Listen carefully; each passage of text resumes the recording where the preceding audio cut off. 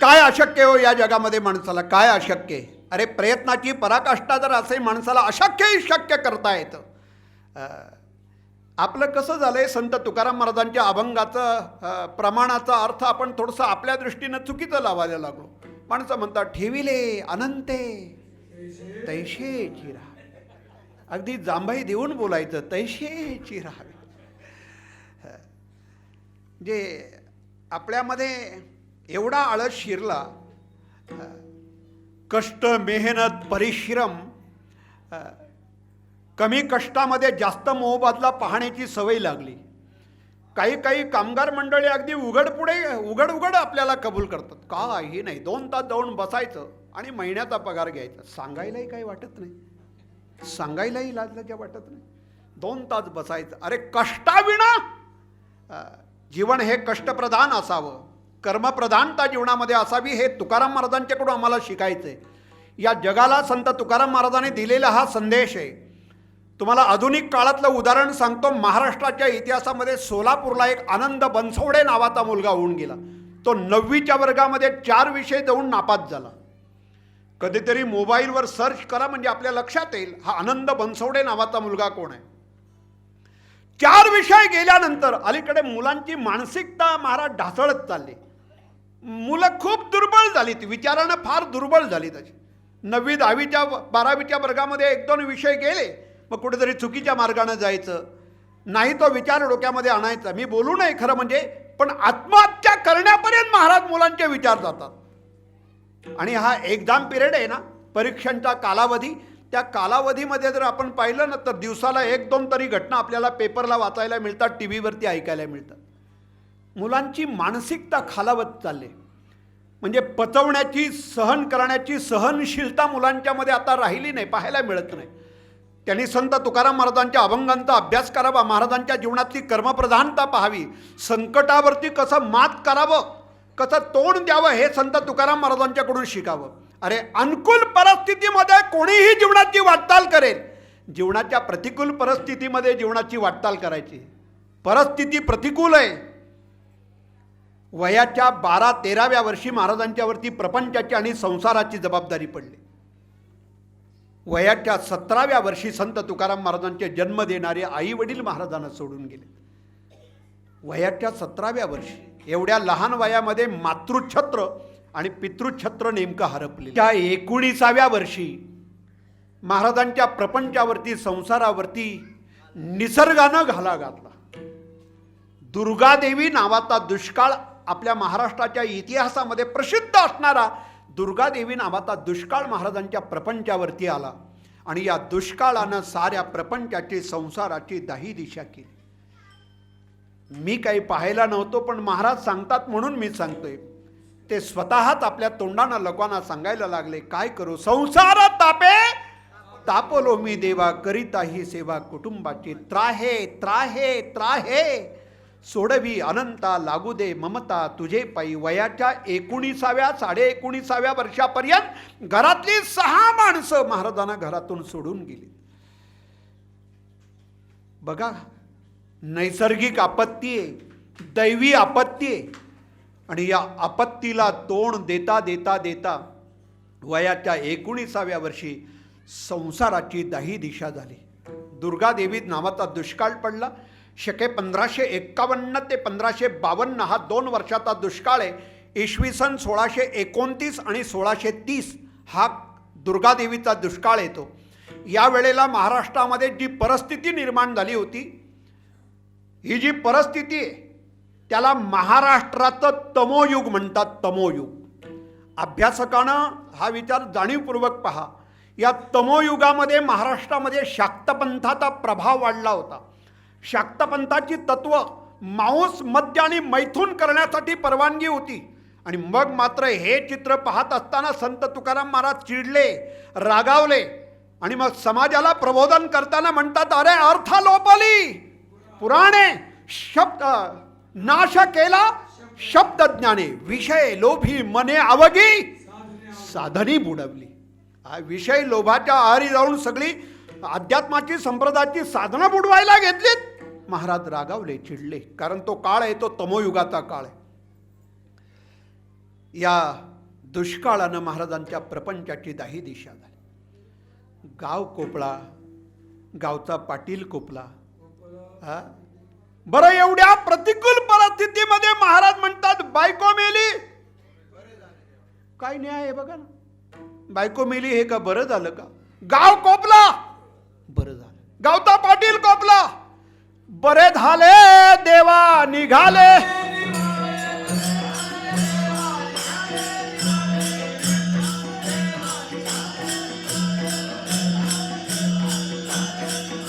बरे या दुष्काळे पिढा गेली.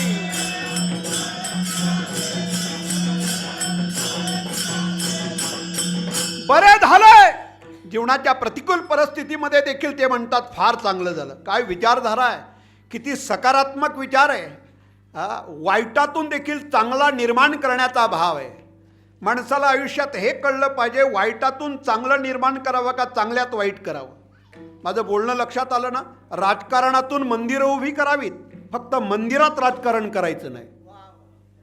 म्हणजे वाईटातून चांगला निर्माण करावा का चांगल्यात वाईट करावं. संसारातून परमार्थ उभा करावा का परमार्थात संसार करावं. नाही लक्षात आलं. मंदिराचं घर करायचं का घराचं मंदिर करायचं. काहींच्या घरात गेल्यानंतर असं वाटतं कुठल्या तरी मंदिरातच आलोय, आणि काहींच्या मंदिरात गेल्यानंतर असं वाटतं कुणाच्या तरी घरातच आलोय. काहींनी मंदिराचं घर केलं आणि काहींनी घराचं मंदिर केलं. बस एवढं आयुष्यात कळलं ना, त्याला साहित्यामध्ये मूल्यांकन शब्द आहे.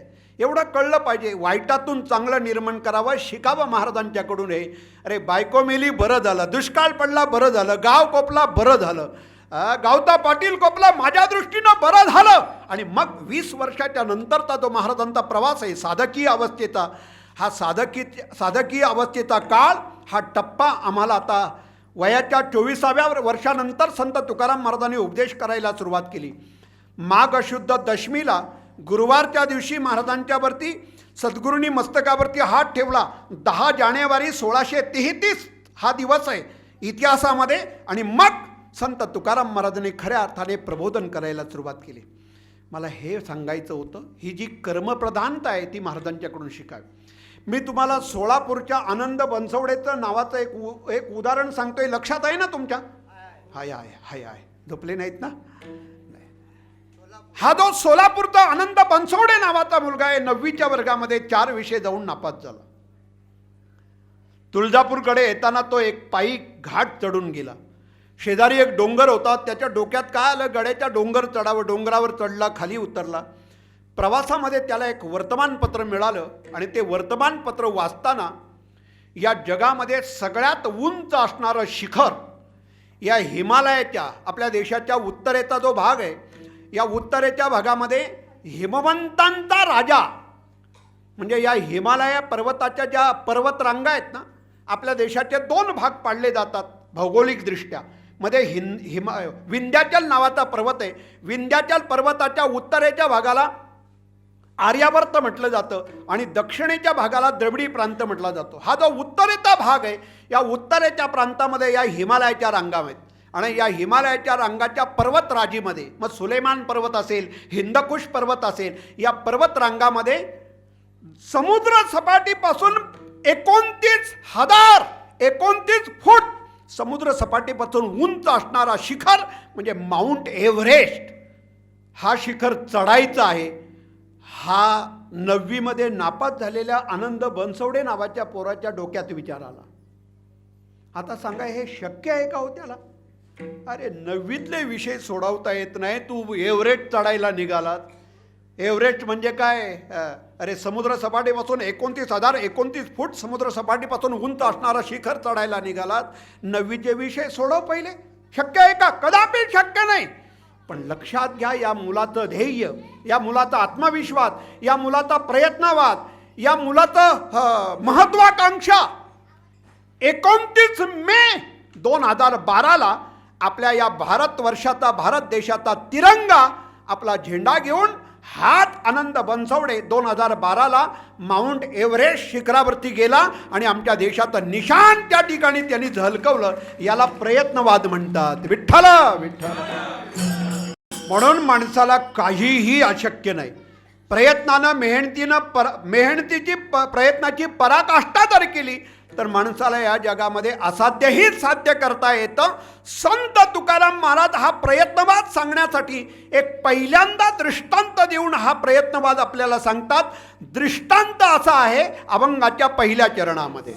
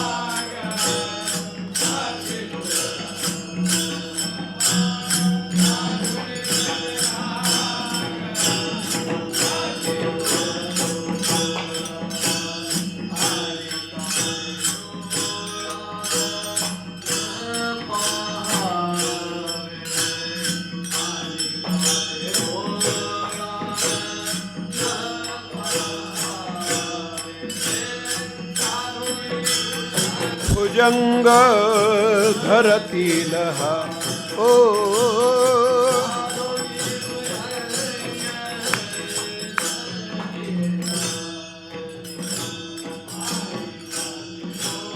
डोळान न पाहावे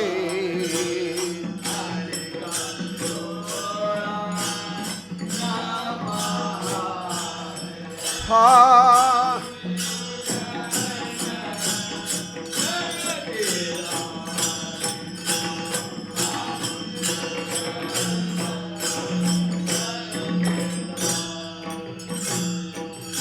साधुनी बचनाग खाती तोळा तोळा आणि कांते डोळा न पाहावे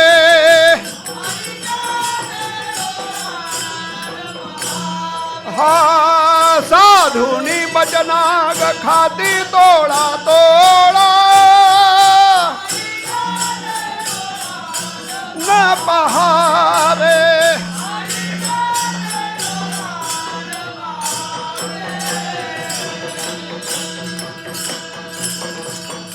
सगळ्यांच्या माहितीतला दृष्टांत आहे. साधोनी बचनाग खाती तोळा तोळा आणि कांते डोळा न पहावे.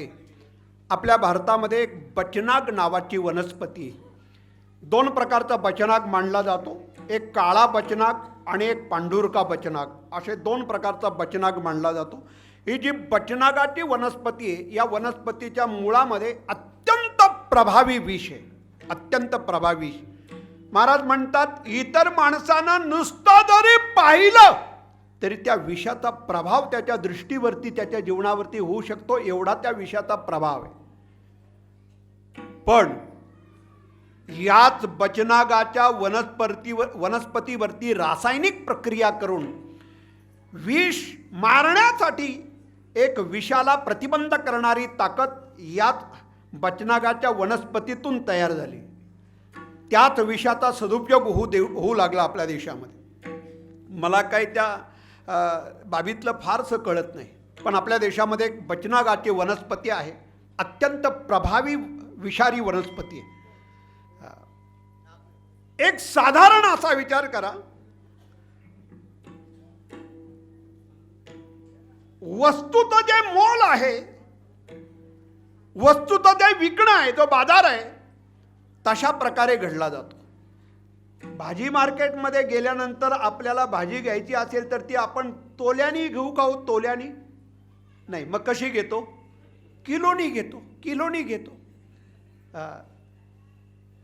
बचनागाचं विष तोल्यानी विकलं जातं. याचा अर्थ असा आहे, सगळ्यात महाग सोनं हे अतिशय महाग म्हणून ते तोल्यानी विकलं जातं. एक असा रिवाज आहे, वस्तू जेवढी महाग ते विकण्याचं परिमाण देखील तशाच प्रकारचं वापरलं जातं. एकाचा किलोनी विकलं जाईल का? तोल्याने विकलं जातं.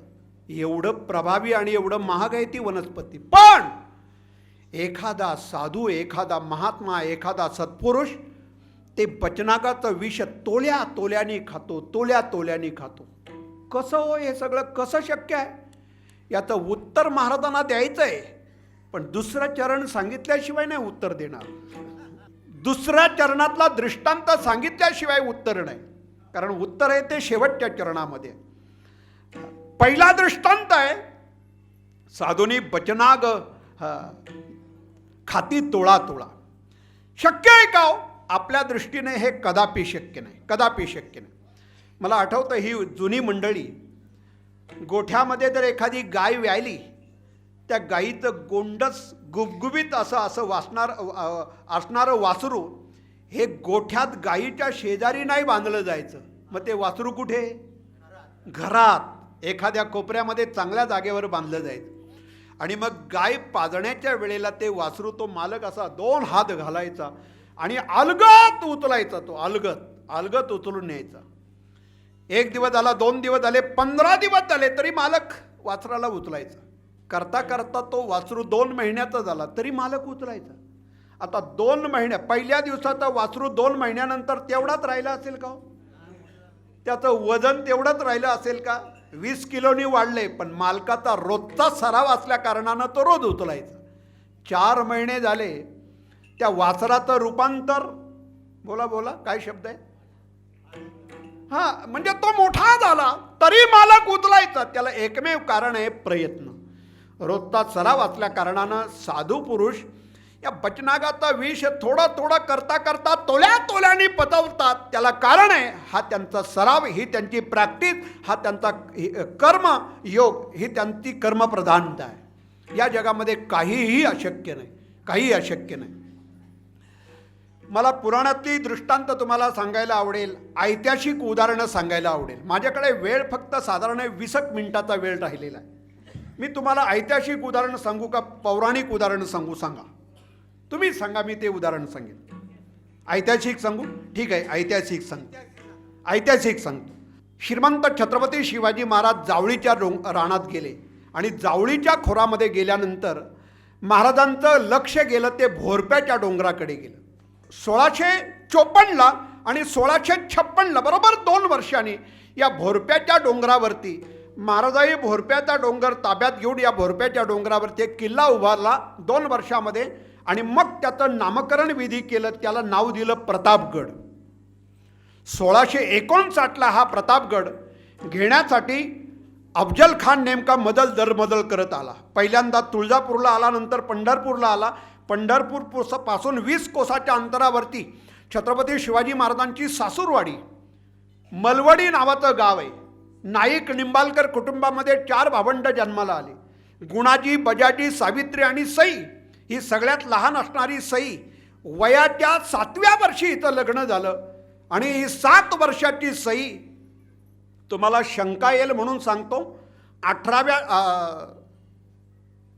18व्या शतकापर्यंत आपल्या देशामध्ये या काही गोष्टी चालू होत्या. 1829, 1842 आणि 1872 या काळामध्ये आपल्या देशामध्ये महिलांच्या बाबतीत 3 कायदे निघाले. बालविवाह पद्धत बंद झाली. सामाजिक दृष्टिकोनातून महिलांच्या बाबतीत म्हणण्यापेक्षा सगळ्यांच्या दृष्टीनं 3 कायदे निघाले. बालविवाह पद्धत बंद झाली. विधवेला पुनर्विवाह करण्याचा कायदा निघाला आपल्या देशामध्ये. आणि सतीची परंपरा 18व्या शतकामध्ये बंद झाली. खरं म्हणजे 17व्या शतकापर्यंत हे सगळं चालू आहे. 1703 ते 1795 हा पेशवाईचा काळ आहे. पेशवाईच्या काळामध्ये सतीची परंपरा अस्तित्वात आहे. लक्षात आलं का? बालविवाह पद्धत अस्तित्वात आहे.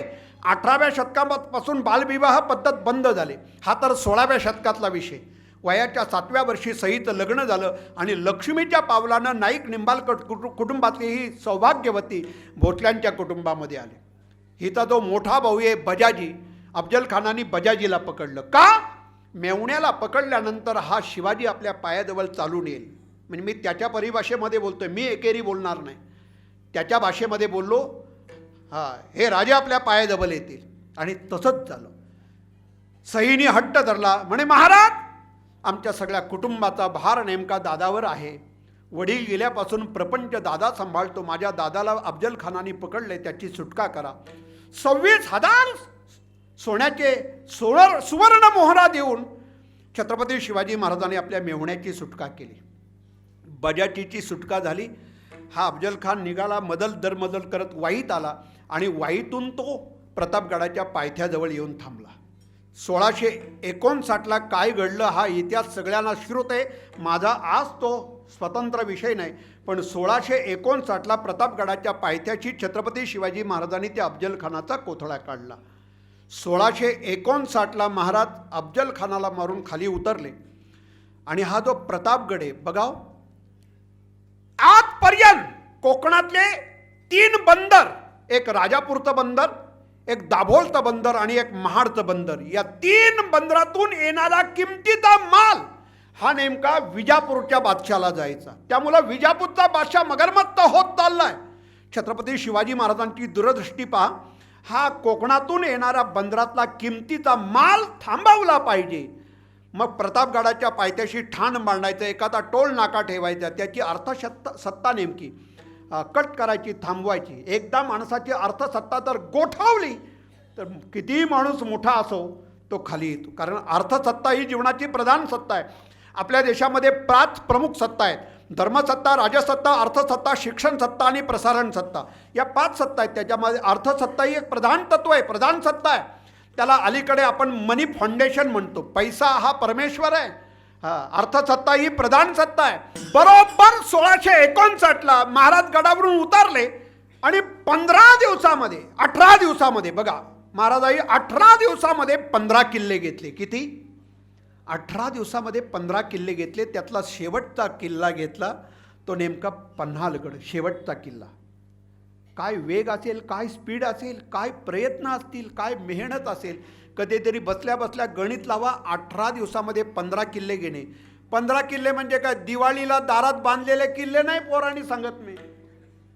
पोरांनी दिवाळीच्या सणामध्ये दारात बांधलेले किल्ले घेतले ते नाही. स्वराज्यामध्ये हे 18 दिवसामध्ये 15 किल्ले घ्यायचे. शेवटचा जो पन्हाळा आहे, पण कोंडाजी फर्जंदनं 60 मावळे नेऊन पन्हाळगड ताब्यात घेतला. पण दुर्दैवी नेमका असं, या पन्हाळगडाला सिद्धी जवारनं नेमका वेढा दिला. सिद्धी जवारण या पन्हाळगडाला बिळगला आणि करता करता गडावरती महाराजांचं स्थान होतं, नेमकं महाराजांचं वास्तव्य होतं. महाराजांच्या सोबत 5,500 मावळे त्यावेळेला पन्हाळगडावरती होते. 5,500 मावळे. आणि हे 5,500 मावळे हिरडस मावळाचे होते. पुणे जिल्ह्यामध्ये भोर प्रांतामध्ये 52 गावाचा परिसर आहे, त्याला हिरडस मावळ म्हणतात. का म्हणतात अनेक कारणं सांगता येतील मला, पण ही 5,500 मावळे गडावरती महाराजांच्या सोबत आहेत. सिद्धी जव्हार काही, जव्हार म्हणजे रत्न, सिद्धी काही मागे यायला तयार नाही, हटायला तयार नाही. अरे उन्हाळा संपला, जून महिना सुरू झाला, पाऊस पडायला लागला, सिद्धी जव्हारच्याच वेड्यामध्ये जराही तीळमात्र बदल झाला नाही. करता करता पावसाळ्यामध्ये गडावरचं धनधान्य संपायला आलं, पाण्याची टंचाई आली, अश्विन महिना उजाडला, 3.5 महिने गेले. 3 टाईम खाणारे मावळे 2 टायमावर आले, 2 टाईम खाणारे मावळे 1 टायमावर आले. आणि करता करता करता 2 दिवसांनी 3 दिवसानं कुठेतरी रांधलं जायचं आणि तेवढं खाऊन मावळं आपली उपजीविका आता भागवायला लागलं. करणार काय? किती मोठं संकट इतिहासावरती, या महाराष्ट्रावरती, स्वराज्यावरती, रयतेवरती, महाराजांच्यावरती किती मोठं हे धर्मसंकट कोसळलेलं आहे. करणार काय? आणि या विचारामध्ये गडावरून कसं बाजूला जावं, बाहेर जावं, कसं बाहेर पडावं याचा शोध घेता घेता घेता घेता भगवती मातेनं संदेश दिला. रात्री 1-1:30च्या सुमारामध्ये गडाच्या एका बाजूनं रात्रीच्या अंधारामध्ये एक आरोळी आली अचानकपणे ऐकायला, जय जय रघुवीर समर्थ, जय जय रघुवीर समर्थ. महाराजाई याला बोलून घेतलं. हा एक समर्थ दास होता. त्याला समोर बोलून घेतल्यानंतर विचारलं, तू कुठल्या मार्गाने आलास? त्याने आलेला मार्ग सांगितला आणि मग राजांना लक्षात आलं, गडावरून बाहेर पडायला हा मार्ग आपल्याला सोयीचा आहे, योग्य आहे. दुसऱ्या दिवशी राजदरबार भरवला आणि राजदरबारामध्ये महाराजांनी निर्णय सांगितला, गडावरून बाहेर पडायला रस्ता सापडला, पण बाहेर कसं पडायचं त्याची योजना महाराजांनी सांगितली. 2 मेणे तयार केले जातील. एका मेण्यामध्ये मी असेल, पण दुसऱ्या मेण्यामध्ये माझ्यासारखाच बनलेला एक नकली शिवाजी असेल, बनलेला एक शिवाजी असेल. माझ्या अंगावर तर राजवस्त्र त्याच्या अंगावर दिलं जाणार आहे, जिरे टोप त्याच्या अंगावर दिला जाणार आहे, कमरेची तलवार त्याच्या हातात दिली जाणार आहे. तो शिवाजी आणि तो असेल तो मी. 2 मेण्यामध्ये बसवलं जाईल. पन्हालगड ते विशालगड 20 कोसाचं अंतर. मी विशालगडाकडे जाणार आहे. रात्रीची वेळ आहे आणि अशा वेळेमध्ये दरबारामध्ये महाराजाई हा मुद्दा म्हटला, बोला कोण शिवाजी व्हायला तयार आहे, कुणाची हिंमत आहे.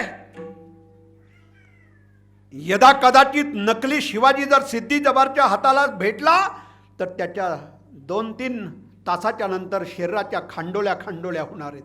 अरे मृत्यूचं आव्हान घ्यायचंय, स्वीकारायचंय, आहे का हिंमत कुणाची. आणि राज दरबारामध्ये न्हाव्याचा पोरगा पुढे आला, वाकत वाकत वाकत पुढे आला. हात जोडले, खाली मान घातले आणि त्यांनी म्हटलं, राजा मला शिवाजी व्हायचंय, मला शिवाजी व्हायचंय. कोण रे तू. शिवा नाव आहे माझं. कुणाचा पोरगा. न्हाव्याचा पोरगा आहे. अरे न्हाव्याचा पोरगा राजा व्हायला निघालाय. का रे का. म्हणे महाराज राजा होण्याचं सौभाग्य जर मला प्राप्त होत असेल तर आलेला मृत्यूही मी स्वीकारायला तयार आहे. मला राजा व्हायचंय. आणि ज्या दिवशी गडावरची छत्रपती शिवाजी महाराजांना त्यांनी पाहिलं ना, त्या दिवसापासून त्यांनी तशीच मिशीचे कट, तशीच निमुळती दाढी, अरे तशीच बोलण्याची ठेवण, चालण्याची ढब. नक्कल माणसाने करावी, पण कुणाची करावी. तरुणाने आदर्श घ्यावा, तरुणाने कॉपी करावी, नक्कल करावी, पण कुणाची करावी याचं डोक्यावर भान असावं की नाही. कुणाची आम्ही नक्कल करायला निघालोय. न्हाव्याच्या पोराने निर्णय घेतला मला शिवाजी व्हायचं. आणि त्या पोराला पाहिल्यानंतर महाराजांना आश्चर्य वाटलं. दिसायला तसाच, दाढी निमुळती, मिशीचे कट तसे, डोळ्यात बाणेदार डोळे, टोकदार नाक, नाव पण शिवा. पुढे आल्यानंतर महाराजांना आश्चर्य वाटलं. काय भाग्य आहे. त्याला सांगितलं, शिवा सिद्धी जवारनी जर तुला पकडला तर तुझ्या खांडोळ्या होणार आहे. चालेल का. तयार आहे महाराज. मृत्यूही स्वीकारायला तयार आहे. आणि महाराजाही आपल्या अंगावरचा 12 बंदीच्या 12 गाठी सोडल्या आणि अंगरखा काढला. आपल्या हातानं तो अंगरखा शिवा न्हाव्याच्या अंगावरती दिला. शिवा न्हाव्यानं अंगरख्याच्या दोन्ही बाह्यामध्ये आपला हात घातला, अंगरखा अंगावर घेतला, 12 बंदीच्या 12 गाठी बांधल्या. महाराजांच्याच अंगात असल्या कारणानं तंतोतंत त्याच्या अंगावर बसला. कमरेची तलवार काढली, ढाळ काढली, त्याच्या पाठीवर ठेवली, कमरेची तलवार त्याच्या कमरेला बांधली. करता करता डोक्यातला जिरेटोप काढला आणि महाराजाई न्हाव्याच्या पोराच्या शिवाच्या डोक्यावर बसवलं. आता मात्र शिवा नावी तंतोतंत छत्रपती शिवाजी महाराज दिसायला लागला. आणि करता करता करता करता राहिल्या त्या पायाच्या खडावा, बूट, चपला महाराजाई त्याच्या पुढे ठेवल्या आणि सांगितल्या की हे बूट, ह्या खडावा, याच्या चपला तू घाल. असं म्हटल्यानंतर न्हाव्याचा पोरगा तळ पायाची मस्तकात गेली आणि खवळला वाघासारखा. राजा आयुष्यभर या खडावा माझ्या हृदयामध्ये मी धरल्या. मला डोक्यावर घ्यायला सांगा, मला खांद्यावर घ्यायला सांगा, माझ्या हृदयामध्ये घ्यायला सांगा. न्हाव्याच्या पोराच्या पायाचा स्पर्श, तुमच्या पदस्पर्शानं पुण्य पावन झालेले या तुमच्या खडावा आहे, तुमच्या चपला आहे. तर आज आयुष्यभर देवाऱ्यामध्ये ठेवायला सांगा. जन्मभर या तुमच्या पायाच्या खडावा याची रोज दिवसातून 2 वेळा पूजा करेन. जन्मभर देवाऱ्यामध्ये ठेवाव्या आणि तुम्ही मला पायाचा स्पर्श करायला सांगता. राजा न्हाव्याच्या पोराच्या पदरामध्ये ही एवढी मोठी पापाची आपत्ती कधी येऊ देऊ नका. असं बोलल्यानंतर स्वराज्याचा मालक 4 पावलं पुढे गेला आणि न्हाव्याच्या पोराला कडकडून मिठी मारली. उजव्या हाताने शिवा न्हाव्याची पाठ थोपटली आणि सांगितलं, शिवा बस, मला जो पाहिजे होता तो राजा मिळाला, पाहिजे होता तो शिवा मिळाला, धन्य झाला. एका मेण्यामध्ये शिवा न्हाव्याला बसवलं. एका मेण्यामध्ये राजे बसले. राजांच्या बरोबर 300 मावळे आहेत. विशालगडाच्या मार्गानं रात्री झपाझपा पावलं, रपा रपा चिखळामध्ये पावलं टाकत हा मेणा 300 पावलं विशालगडाच्या मार्गानं निघाले. सिद्धी जवारचा वेढा तोडून 8-10 कोसाच्या अंतरावरती महाराजांचा मेणा गेला आणि त्याच्या मागून शिवा न्हाव्याचा मेणा चाललाय आणि पळाला. असं समजल्यानंतर सिद्धी जवारचं सैन्य धावलं आणि पकडला तो नेमका शिवा न्हाव्याला. शिवाजी समजून पकडला. एवढा आनंद झाला. भर पावसामध्ये सिद्धी जवारनं दिवाळी साजरी करायला सुरुवात केली. शिवाजीला पकडलं. 3.5 महिने तपश्चर्या आहे आणि एवढ्या 3 महिन्यानंतर का होईना पण राजाला शिवाजीला पकडल्याचा आनंद त्याला झाला. आणि नेमका हा न्हाव्याचा पोरगा शिवाजी म्हणून हा न्हाव्याचा पोरगा आहे असं उघड झालं. आणि भर सिद्धी जवारनं न्हाव्याच्या पोराच्या खांडोळ्या केल्या. खांडोळ्या. माझा दृष्टांत आणि उदाहरण संपलं. मला एकच सांगा, त्या न्हाव्याच्या पोराला स्वराज्याचा, रयतेचा, प्रजेचा राजा होणं शक्य आहे का हो? शक्य आहे का हो? कदापि शक्य नाही. कदापि शक्य. पण आत्मविश्वास, महत्वाकांक्षा, प्रयत्न, कर्मप्रधानता, दृढ श्रद्धा, निर्धार, पराकोटीची स्वराज्यावरती असणारी प्रबळ निष्ठा, ही जीवनातली जी जीवनमूल्य आहेत, ही जीवनमूल्य माणसाला आपल्या ध्येयापर्यंत नेतात. हे ऐतिहासिक उदाहरण मी आपल्यासमोर मांडतोय. जगद्गुरु तुकाराम महाराजांनी पुन्हा एक दृष्टांत दुसरा दिला. साधोनी भुजंग धरतील हाती आणि के कापती देखोनिया. पण हे सगळं कसं शक्य होतं यासाठी महाराज आज सिद्धांत मांडतायत अभंगाच्या शेवटच्या चरणामध्ये.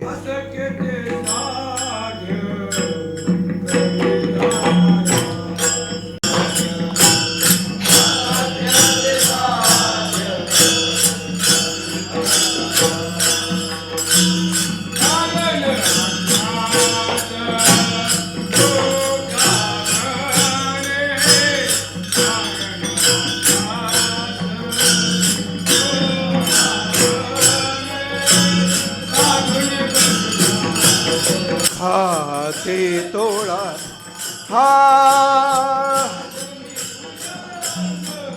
धरतील. बोला बोला सगळ्यांनी.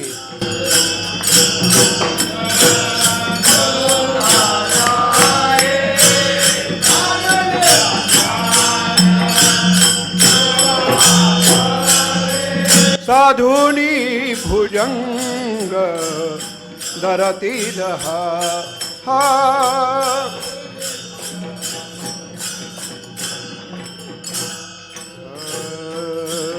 विठोबा रखुमाये.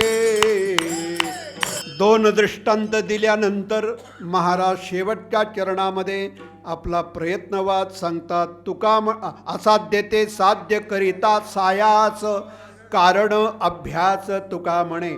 असाध्य ही गोष्ट आपल्याला साध्य करता येईल फक्त कशाने? कारण अभ्यास तुका म्हणे. इथं अंडरलाईन करा, इथे लाल रेष ओढा. या सगळ्या गोष्टीला कारण काय? पहिला दृष्टांत आहे कोणता? साधुनी बचनाग खाती तोळा तोळा आणि कांते डोळा न पहावे. कशामुळं? कारण अभ्यास तुका म्हणे.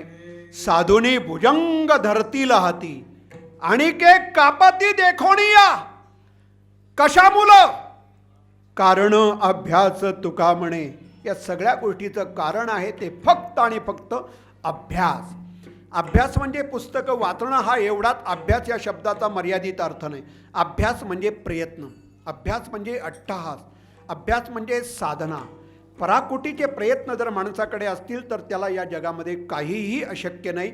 असाध्य ते साध्य करिता सायाचं कारण अभ्यास तुका म्हणे.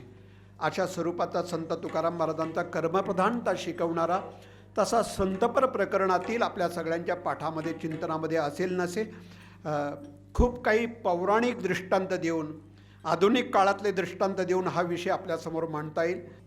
सर्वांनी पुन्हा एकदा हाताने टाळी मुखानी नाम ज्या संतांच्या कृपेनं हा धर्ममंडप या ठिकाणी सजलेला आहे त्याच संतांचं एकवार आपण सर्वांनी भजन करायचं आहे. ज्ञानेश्वर मा